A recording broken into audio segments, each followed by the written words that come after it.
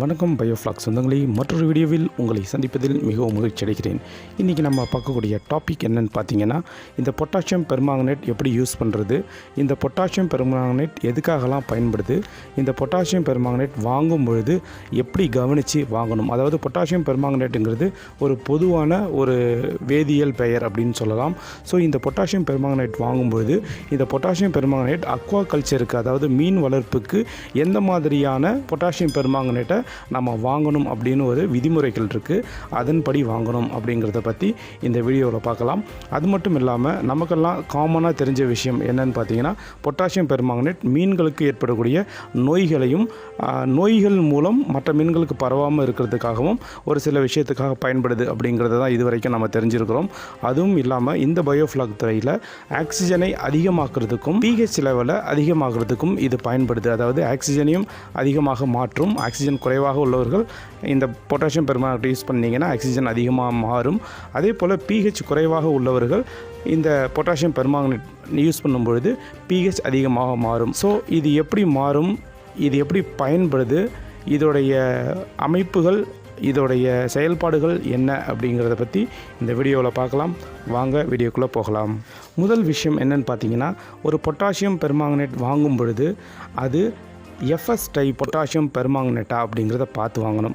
அதாவது இப்போ பொதுவாகவே நானும் இந்த மாதிரியான ஒரு விஷயங்களை செஞ்சுருக்கிறேன். அதாவது நமக்கு பொட்டாசியம் பெர்மாங்கனேட் வேணும் அப்படின்னு சொல்கிறதுக்காக வேணும் அப்படிங்கிற ஒரு பட்சத்தில் நம்ம என்ன பண்ணுறோம் அப்படின்னா, நம்ம பக்கத்தில் உள்ள மெடிக்கலில் போய் கேட்டு வாங்குகிறோம், இல்லை ஏதோ ஒரு இடத்துல போயிட்டு பொட்டாசியம் பெர்மாங்கனேட் கொடுங்க அப்படின்னு கேட்டு வாங்கிக்கிறோம். அதனால் என்னென்ன விளைவுகள் ஏற்படும் அப்படிங்கிறது இதை அனுபவித்து பார்த்தவங்களுக்கு கட்டாயமாக தெரியும். ஸோ அது மாதிரியான பொட்டாசியம் பெர்மாங்கனேட், வேறு வகைகள் பொட்டாசியம் பெர்மாங்கனேட் வாங்கக்கூடாது. ஏன்னா அதிகபட்சம் அப்படின்னா நம்முடைய இந்த தமிழ்நாட்டு அளவில் நீங்கள் பார்க்கும்பொழுது, தமிழ்நாடு அளவில் மற்ற மாநிலங்களை கூட நீங்கள் பார்க்கும்பொழுது பொட்டாசியம் பெர்மாங்கனேட் அதிகமாக ஆய்வகங்களில் பயன்படுது, அப்புறம் மருத்துவத்துறையில் பயன்படுது. சரிங்களா? ஸோ இது மாதிரியான பொட்டாசியம் பெர்மாங்கனேட் வாங்காமல் எஃப்எஸ் கேட்டகரி அப்படின்னு சொல்லுவாங்க. ரைட்டுங்களா? FS category type of potassium permanganate நம்ம வாங்கும்பொழுது ஸோ அதுதான் மீனுக்காக, அதாவது அக்வாகல்ச்சர் சைடில் மீன் வளர்ப்புக்காக பயன்படுத்தக்கூடிய இந்த எஃப்எஸ் டைப் பொட்டாசியம் பெர்மாங்கனேட்டை நம்ம வாங்கும்பொழுது மீன்களுக்கு எக்ஸ்ட்ரா அந்த நன்மைகள் கிடைக்கும் அப்படின்னு சொல்கிறாங்க இல்லைங்களா? ஸோ அது மாதிரி மீன்களுக்கும் நன்மைகள் கிடைக்குது. அந்த மீன் இருக்கிற இடம், அதாவது அந்த தண்ணி, அந்த பயோஃப்ளாக் டேங்காக இருக்கட்டும், இல்லை குளமாக இருக்கட்டும், ஸோ எதுவாக இருந்தாலும் அந்த நீருக்கும் ஒரு நல்ல ஒரு நன்மை கிடைக்குது அப்படிங்கிறத தான் சொல்லலாம். இனிமேல் நம்ம வாங்கும்பொழுது எஃப்எஸ் டைப் பொட்டாசியம் பெர்மாங்கனேட் இருக்கா அப்படிங்கிறத கேட்டு தான் வாங்கணும். அது மாதிரி கேட்டு வாங்குறதுனால அதிகமான நன்மைகள் நம்ம பயனடையலாம். ஸோ இது எப்படி ஒர்க் ஆகுது அப்படின்னு பார்க்கணும். சரிங்களா? ஸோ பொட்டாசியம் பெர்மாங்கனேட் எப்படி ஒர்க் ஆகுதுன்னு பார்க்கணும். பொதுவாகவே இந்த பொட்டாசியம் பெர்மாங்கனேட் என்ன பண்ணுன்னா, மற்ற எந்த ஒரு தனிமங்களையும் கம்பேர் பண்ணும்பொழுது இந்த பொட்டாசியம் பெர்மாங்கனேட் பார்க்குறதுக்கு கிறிஸ்டல் அப்புறம் பவுடர் இந்த ரெண்டு டைப்லையும் கிடைக்குது. ஸோ நம்ம அக்வாகல்ச்சர் அப்படின்னு பார்க்கும்பொழுது நம்ம கிறிஸ்டல் டைப் தான் வாங்குவோம். சரிங்களா? ஸோ இது என்ன பண்ணும் அப்படின்னா, பொதுவாகவே இந்த பொட்டாசியம் பெர்மாங்கனேட் பவுடர் டைப்பில் இருந்தாலும் சரி, கிறிஸ்டல் டைப்பில் இருந்தாலும் சரி, அது எப்படி ஒர்க் ஆகும், ஒரு பாண்டு ஏற்படுத்தும். அது தண்ணியில் கலந்த உடனே ஒரு பாண்டு ஏற்படுத்தும். அந்த பாண்டோடைய அளவு எப்படி இருக்குன்னு பார்த்தீங்கன்னா, 2 அல்லது 3 மடங்கு அதிகமான பாண்ட் வந்து ஏற்படுத்தும். அதாவது வேதியியல் வினை அப்படின்னு சொல்லுவாங்க. ஸோ அந்த வேதியியல் வினையில் உள்ள ஒரு விஷயம் தான் பாண்டிங். அதாவது அந்த பாண்டிங் அப்படிங்கிறது எதில் ஏற்படும் அப்படின்னா, உள்ள அந்த மாலிகுலர்ஸ் இருக்குது இல்லைங்களா? ஸோ அந்த மாலிகுலர்ஸில் 2 to 3 times அதிகமாக, அதாவது 2லேருந்து 3 மடங்கு அதிகமாக ஒரு பாண்டை ஏற்படுத்தும். ஸோ இந்த பாண்ட் ஏற்படுத்துறதுனால இது என்ன பண்ணும் அப்படின்னா, இதோடைய வேலை செய்யும் திறன், ரைட்டுங்களா? ஸோ இதோட ரியாக்ஷன் இது என்னன்னா, அதிகமாக மிகவும் வீரியமாக செயல்படக்கூடிய ஒரு திறனை பெற்றிருக்கும். ரைட்டுங்களா? ஸோ இது வேலை செய்ய ஆரம்பிக்குதா இல்லையா அப்படிங்கிறது நம்ம பயோஃப்ளாக் டேங்கில் நம்ம தெரிஞ்சுக்கணும். சரிங்களா? இதுதான் உண்மையான ஒரு பொட்டாசியம் பெர்மாங்கனேட்டுக்கும், அதாவது எஃப்எஸ் கேட்டகரிக்கும், எஃப்எஸ் கேட்டகரி இல்லாமல் அதர் கேட்டகரிக்கும் உள்ள ஒரு மிகப்பெரிய ஒரு உதாரணம், வேறுபாடு அப்படின்னு நம்ம சொல்லலாம். ஊதா நிறமாக இருக்கும். ரைட்டுங்களா? தண்ணியில் கலந்த உடனே என்ன ஆகும்னா, இது ஊதா நிறமாக இருக்கும். ஸோ இது ரியாக்ஷன் ஆகும்பொழுது, அதாவது வேதிவினைகள் நடைபெறும் பொழுது இதோடைய கலர் பார்த்திங்கன்னா இளஞ்சிவப்பு அல்லது பழுப்பு நிறமாக மாறிடும். சரிங்களா? ஸோ ஒரு பயோஃப்ளாக் டேங்கில் இளஞ்சிவப்போ அல்ல பழுப்பு நிறமோ மாறுது மாறுது அப்படிங்கும் பொழுது ஸோ இந்த நம்மளுடைய பொட்டாசியம் பெர்மாங்கனேட் ஒர்க் ஆக ஆரம்பிச்சிச்சு அப்படின்னு அர்த்தம். ஸோ இது நம்ம என்ன பண்ணுவோம் அப்படின்னா, இந்த பொட்டாசியம் பெர்மாங்கனேட்டை நம்ம வாங்கும் பொழுது எல்லா பொட்டாசியம் பெர்மாங்கனேட்டும் என்ன பண்ணோம்னா ஒரு தண்ணியில் கரைச்சோம் அப்படின்னா அது ஒரு வயலட் கலர் ஊதா நிறத்தில் மாறும், இல்லை நீல நிறத்தில் மாறும். அதுக்கு பிறகு இது வினைப்படும் பொருளாக மாறும் பொழுது இதோட கலர் என்ன ஆகும் பார்த்தீங்கன்னா, இளஞ்சிவப்பு கலர். அதிகமாக மோஸ்ட்லி நம்ம அக்வாகல்ச்சர் சைடில் இது வந்து பழுப்பு கலராக மாறும் அப்படின்னு சொல்லுவாங்க. ஏன்னா இந்த பழுப்பு கலர் அப்படிங்கிறது பார்த்திங்கன்னா நம்ம பயோஃப்ளாக் நீருடைய கலரும் பழுப்பு கலரில் இருக்கும். ஸோ இந்த பழுப்பு கலர் வந்துச்சு அப்படின்னா இது ஹெட்ரோடாபிக் பாக்டீரியா கூட சேர்ந்து வேலை செய்கிறதுக்கு இது ஒரு ஊக்குவிப்பானாகவும் பயன்படுது அப்படிங்கிறத சொல்கிறாங்க.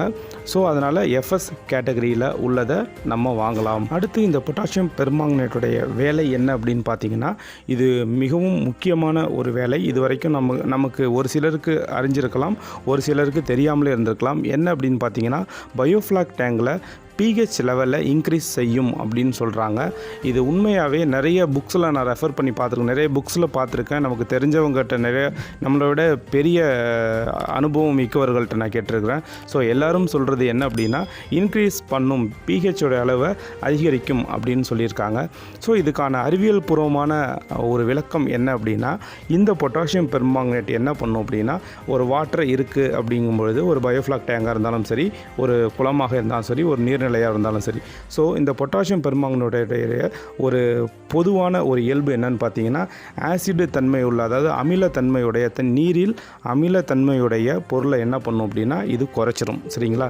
ஸோ ஆசிடோட லெவலை இது குறைக்கும் அப்படிங்கிற ஒரு காரணத்தினால, அப்போ ஆசிடை நம்ம குறைக்கும் பொழுது ஆட்டோமேட்டிக்காக pHோடைய அளவு அதிகமாக ஆகும் அப்படிங்கிறது தான் எத்திக்ஸ், ரைட்டுங்களா? அதுதான் வந்து அறிவியல் பூர்வமான உண்மை.